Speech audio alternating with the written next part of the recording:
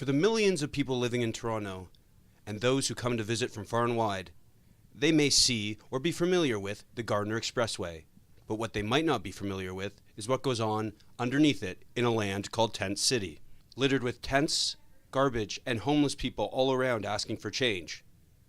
But this may change as well.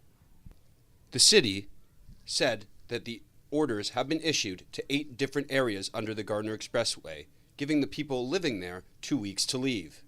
Brad Ross, a spokesperson for the City of Toronto, says that the eviction notices were given to people in areas that were blocking right-of-ways, sidewalks, and roadways, but are prioritizing people living in areas where open flames and falling pieces of the expressway have been reported. Ross continued by saying it is unsafe for people to be living under the Gardiner. But for those who actually live under the Gardiner, they have a different perspective.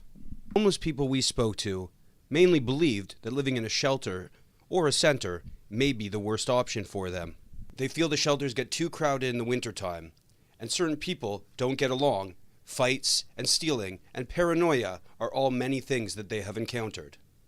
With that in mind, they take their chances on the street and use the Gardiner as some form of a roof. Even with the potential of falling debris or concrete coming from the expressway, they'd rather take their chances than go to a shelter. One man that we spoke to would not give his name.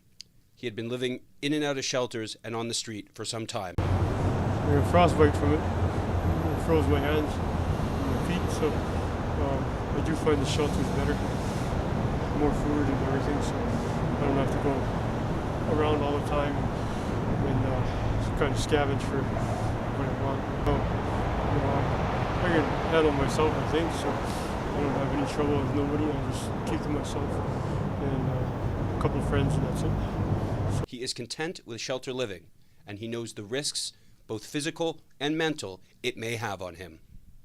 The City of Toronto has tried in years past to evict those living under the Gardiner, but they have failed, as they've always found their way back home, to say the least. It seems the city will have to make better living arrangements in shelters to try and get these people to come and live there permanently, as opposed to the alternative of living on the streets. But until those changes are made, the mess under the Gardiner will remain the same. For Say News, I'm Jonathan Buxton, Toronto.